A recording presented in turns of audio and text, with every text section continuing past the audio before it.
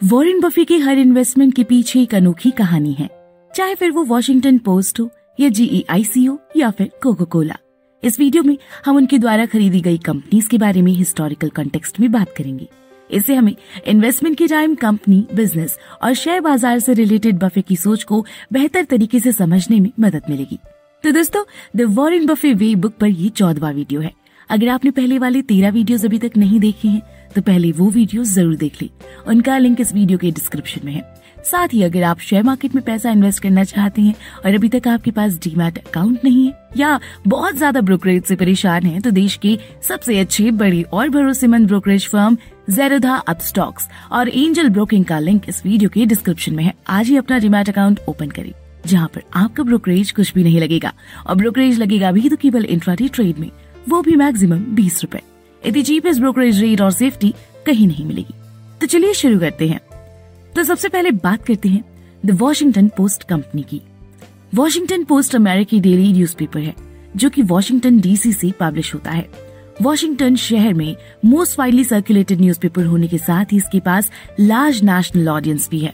इस अखबार ने पत्रकारिता क्षेत्र का सबसे बड़ा सम्मान यानी कि पुलित्जर प्राइज 69 टाइम्स जीता है, जो कि द न्यूयॉर्क टाइम्स के बाद दूसरे नंबर पर है। वॉशिंगटन पोस्ट की शुरुआत 1877 में हुई थी। अपनी शुरुआती सालों में ये कई मालिकों के द्वारा चलाया गया। 1933 यानी कि 1933 के आसपास अखबारी कागज का पेमेंट नहीं करने के कारण पोस्ट दिवालिया हो गया था, जिसे फाइनेंशियर यूजीन मेयर ने खरीदा और अगले 20 सालों तक उन्होंने अखबार को तब तक सहारा दिया जब तक कि वो प्रॉफिट में नहीं आ गया। 1954 में अखबार का मैनेजमेंट यूजीन मेयर के दामाद फिलिप ग्राहम के पास चला गया, जो बहुत ज्यादा टैलेंटेड थे। एक अखबार से मीडिया और कम्युनिकेशन कंपनी बनाने का श्रेय फिलिप ग्राहम को ही दिया जाता है। 1963 में फिलिप ग्राहम के सुसाइड करने के बाद वॉशिंगटन पोस्ट का कंट्रोल उनकी वाइफ कैथरीन ग्राहम के पास आ गया।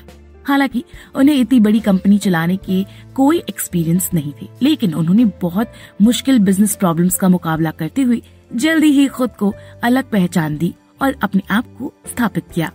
वॉरेन बफे सबसे पहले 1971 में कैथरीन ग्राहम से मिले थे। 1971 में ही कैथरीन ग्राहम ने वॉशिंगटन पोस्ट को पब्लिक करने का डिसीजन लिया। पोस्ट के शेयर की कीमत में एक साल में ही उछाल देखने को मिला और ये दिसंबर 1972 में $24 से $38 तक पहुंच गया था। लेकिन 1973 की शुरुआत से ही शेयर बाजार में मंदी आ रही थी। वॉशिंगटन पोस्ट कंपनी के शेयर की कीमत भी कम हो रही थी। मई तक ये नीचे गिरकर $23 तक आ गया। वॉल स्ट्रीट के ब्रोकर IBM के बारे में बात कर रहे थे, जिसके शेयर अपने 200 दिन के एवरेज को पछाड़कर 69 पॉइंट से ज्यादा नीचे गिर रहे थे। सबको लग रहा था कि ये टेक्निकल ब्रेकडाउन बाकी बाजार के लिए एक अपशकुन है। उसी महीने सोना $100 प्रति ऑन्स से बढ़ा। फेडरल रिजर्व ने छूट की दर को 6% तक बढ़ाया और डो जोन्स 18 पॉइंट्स नीचे गिर गया, जो 3 साल में उसका सबसे बड़ा नुकसान था।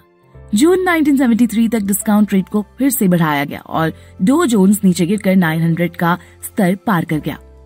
इस टाइम का इस्तेमाल करना बफे जैसे महान इन्वेस्टर अच्छे से जानते हैं। वो चुपचाप वॉशिंगटन पोस्ट के शेयर खरीद रहे थे। जून तक उन्होंने $22.75 की एवरेज प्राइस से 4,67,150 शेयर्स खरीद लिए थे। ये खरीद 10,62,08,000 की थी। पहले पहल वॉशिंगटन पोस्ट की मालिक कैथरीन ग्राहम परेशान हो गई जब उन्हें पता लगा कि वॉरेन बफे ने उनकी कंपनी के इतने सारे शेयर्स खरीद लिए हैं। हालांकि ये सभी शेयर्स इतने नहीं थे कि बफे कंपनी को अपने कंट्रोल में ले सके। बफे ने कैथरीन ग्राहम को ये विश्वास दिलाया कि उनकी कंपनी पर कंट्रोल करने का कोई इरादा नहीं है। उन्होंने तो केवल इन्वेस्टमेंट के लिए इन शेयर्स को बाय किया है। उन्हें फिर भी अश्योर करने के लिए बफे ने सुझाव दिया कि कैथरीन के बेटे जॉन ग्राहम को बर्कशायर के शेयर्स में वोट देने का राइट दिया जाए। इस बात का जवाब देते हुए कैथरीन ग्राहम ने 1974 में बफे को बोर्ड ऑफ डायरेक्टर्स शामिल होने के लिए आमंत्रित किया और जल्द ही उन्हें फाइनेंस कमेटी का प्रेसिडेंट बना दिया गया। उसके बाद वॉशिंगटन पोस्ट में बफे की भूमिका जग जाहिर है। अब बात करते हैं वॉरेन बफे की 9 टेनेट की, जिन्हें वो हर इन्वेस्टमेंट में यूज करते हैं। सबसे पहले है सिंपल एंड अंडरस्टैंडेबल। बफे के दादाजी भी एक वीकली न्यूज़पेपर वेस्ट पॉइंट के ओनर और एडिटर थे। उनके फादर ने भी अपनी पढ़ाई के दौरान एक न्यूज़पेपर का संपादन किया था। साथ ही बफे खुद भी एक लिंकन जनरल के सर्कुलेशन मैनेजर थे। ऐसा अक्सर कहा गया है कि अगर बफे शेयर मार्केट के करियर में आगे नहीं बढ़ते तो वे निश्चित ही पत्रकारिता में आगे बढ़े होते। हालांकि बफे हाई क्वालिटी जर्नलिज्म की रेस्पेक्ट करते हैं, लेकिन वो अखबार को सबसे पहले और हमेशा ही एक बिजनेस की तरह देखते थे। अखबार के मालिकों के लिए इनाम के रूप में वे प्रभाव ही नहीं, मुनाफे की उम्मीद रखते थे। वॉशिंगटन पोस्ट कंपनी में अपना पहला शेयर खरीदने से पहले उनके पास अखबार के स्वामित्व का 4 साल का एक्सपीरियंस था। Number 2, consistent operating history. Buffett Berkshire के शेयर धारकों को बताते हैं कि वॉशिंगटन पोस्ट कंपनी के साथ उनका पहला फाइनेंशियल कनेक्शन 13 साल की एज में हुआ था। वो वॉशिंगटन पोस्ट और द टाइम्स हेराल्ड न्यूज़पेपर को बांटने का काम करते थे। जाहिर है बफे अखबार की रिच हिस्ट्री से अवेयर थे और वे न्यूज वीक मैगजीन को प्रेडिक्टेबल बिजनेस मानते हैं। बफे ने जल्दी ही कंपनी के टेलीविजन स्टेशन की कीमत समझ ली। कंपनी की खुद की सक्सेसफुल हिस्ट्री और कंपनी के साथ बफे की पर्सनल एक्सपीरियंस ने उन्हें ये मानने पर मजबूर कर दिया कि कंपनी का बिजनेस परफॉर्मेंस कंसिस्टेंट और डिपेंडेबल है। Number 3, favourable long term prospects. 1984 में बफे ने लिखा, एक प्रभावी अखबार की इकोनॉमिक्स दुनिया में सबसे एक्सीलेंट होती है। लेकिन याद रखिए कि बफे ने ये लगभग 30 साल पहले लिखा था, इंटरनेट क्रांति के करीब 10 साल पहले। 1984 में अमेरिका में 1700 अखबार थे और लगभग 1600 किसी डायरेक्ट कंपटीशन के बिना चल रहे थे। बफे ने ये महसूस किया कि अखबारों के मालिक ऐसा मानते थे कि हर साल वे जो एक्सेप्शनल प्रॉफिट कमाते हैं उसका कारण उनके अखबार की जर्नलिस्टिक क्वालिटी है, जबकि सच्चाई ये है कि थर्ड रेट अखबार भी पर्याप्त मुनाफा कमा सकता है अगर वो शहर का इकलौता अखबार हो तो। अब ये सच है कि एक हाई क्वालिटी पेपर एक हाई इन्वेस्टमेंट रेट हासिल करेगा, लेकिन वे समझाते हैं कि कम्युनिटी को अपनी डेली की खबरों के लिए एक औसत दर्जे का अखबार भी जरूरी है। शहर के हर बिजनेस, हर घर बेचने वाले और हर इंसान के लिए जो कम्युनिटी को मैसेज भेजना चाहता है, उसे ऐसा करने के लिए एक अखबार के प्रसार की जरूरत है। Canadian media entrepreneur Lord Thomson की ही तरह बफे का मानना था कि अखबार का स्वामित्व प्राप्त करना मतलब शहर के हर उस बिजनेस की रॉयल्टी हासिल करने जैसा था जो भी एडवर्टाइजमेंट देना चाहता है। Number 4, determine the value. 1973 में वॉशिंगटन पोस्ट कंपनी की कुल मार्केट वैल्यू $8 करोड़ थी। फिर भी बफे दावा करते हैं कि अधिकतर एनालिस्ट, मीडिया ब्रोकर्स और मीडिया एग्जीक्यूटिव ने वॉशिंगटन पोस्ट कंपनी की इंट्रिंसिक वैल्यू का अनुमान 40 से $50 करोड़ लगाया था। बफे ने ये अनुमान कैसे लगाया, चलिए इसे इस तरह से समझते हैं। हम वॉशिंगटन पोस्ट की साल भर की ओनर अर्निंग को कैलकुलेट करते हैं, जिसके बारे में हमने पिछले वीडियो में भी बात की थी। Net income $13.3 million plus depreciation and amortisation $3.7 million minus capital expenditure $6.6 million. तो 1973 में ओनर अर्निंग $1.04 प्राप्त होती है। अगर हम इस इनकम को long term US government bond yield से डिवाइड करते हैं तो वॉशिंगटन पोस्ट कंपनी का मूल्य $15 करोड़ हो जाता है, जो कंपनी के मार्केट वैल्यू से लगभग दोगुनी है। इसी तरह बफे ने अपने एक्सपीरियंस से ये पता लगा लिया कि वॉशिंगटन पोस्ट की एक्चुअल मार्केट वैल्यू $48 करोड़ के आसपास है। Number 5, buy at attractive price. यहाँ तक कि कंपनी की सबसे कंजर्वेटिव कैलकुलेशन ये बताते हैं कि बफे ने वॉशिंगटन पोस्ट कंपनी को उसकी इंट्रिंसिक वैल्यू से लगभग आधी कीमत में खरीदा था, लेकिन बफे का मानना था कि उन्होंने कंपनी को उसके रियल वैल्यू से 1/4 से भी कम कीमत में खरीदा। चाहे जो हो, ये तो क्लियर है कि उन्होंने कंपनी को उसके प्रेजेंट प्राइस से सिग्निफिकेंट डिस्काउंट पर खरीदा था। बफे ने बेन ग्राहम के इस प्रिंसिपल को प्रूव किया कि छूट पर खरीदने से मार्जिन ऑफ सेफ्टी बनी रहती है।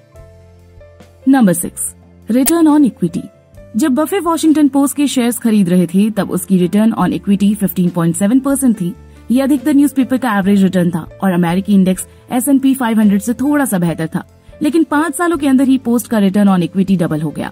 तब तक ये इंडेक्स S&P 500 से दोगुना था और एवरेज न्यूज़पेपर से 50% ज्यादा था। अगले 10 सालों में वॉशिंगटन पोस्ट ने अपना वर्चस्व बनाए रखा और 1988 में 36% रिटर्न ऑन इक्विटी तक पहुंचा दिया। Number 7, profit margins. Washington post के पब्लिक होने के 6 महीने के बाद कैथरीन ग्राहम ने वॉल स्ट्रीट के सिक्योरिटी एनालिस्ट से बात की। उन्होंने उन्हें बताया कि कंपनी के मौजूदा ऑपरेशंस के लिए मुनाफे को बढ़ाना उनकी प्रायोरिटी में थी। टेलीविजन स्टेशंस और न्यूज वीक का मुनाफा बढ़ते जा रहा था, लेकिन अखबार की प्रॉफिटेबिलिटी कम हो रही थी। कैथरीन ग्राहम ने कहा कि इसका मुख्य कारण हाई प्रोडक्शन कॉस्ट और नेमली वेज है।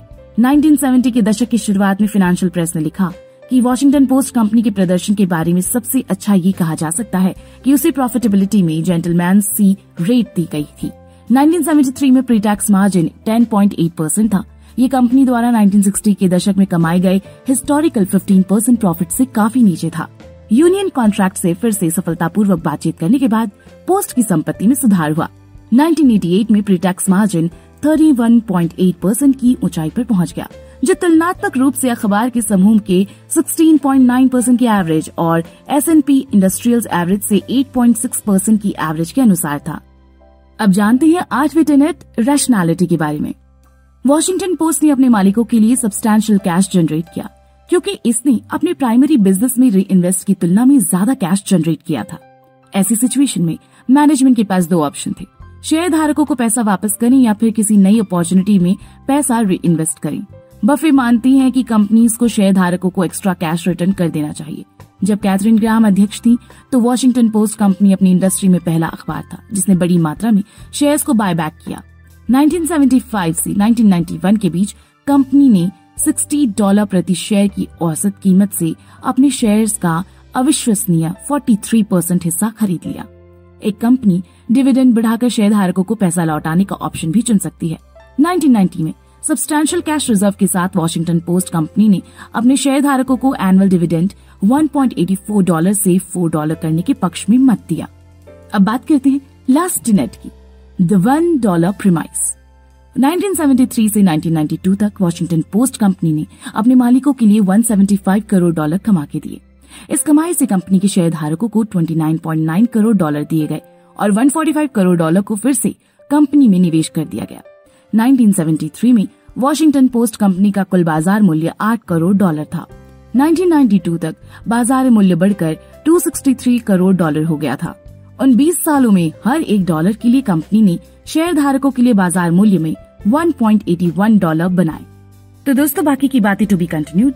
ये बातें मैंने आपको the Warren Buffett way book से बताई हैं, जो डिटेल में सिखाती है कि शेयर मार्केट में कैसे ज्यादा प्रॉफिट पा सकते हैं। सो आप ये सारी बातें सीखना चाहते हो तो डिस्क्रिप्शन में जाकर बुक बाय कर सकते हो। सबसे अच्छी बात यह है कि ये बुक हिंदी में भी है। साथ ही आप इसी बुक पर रिव्यू का अगला वीडियो देखना चाहते हो तो मुझे कमेंट में कर जरूर बताएं। दोस्तों, ये वीडियो पसंद आया तो लाइक का बटन जरूर दबा दें और हमसे जुड़ने के लिए इंस्टाग्राम पर एफर्टलेस जीके को जरूर फॉलो करें और ऐसी ही काम की बातों के लिए चैनल को सब्सक्राइब करें। साथ ही डिस्क्रिप्शन में दिए लिंक से ज़ेरोधा या अपस्टॉक से अपना डीमैट अकाउंट ओपन करना ना भूलें।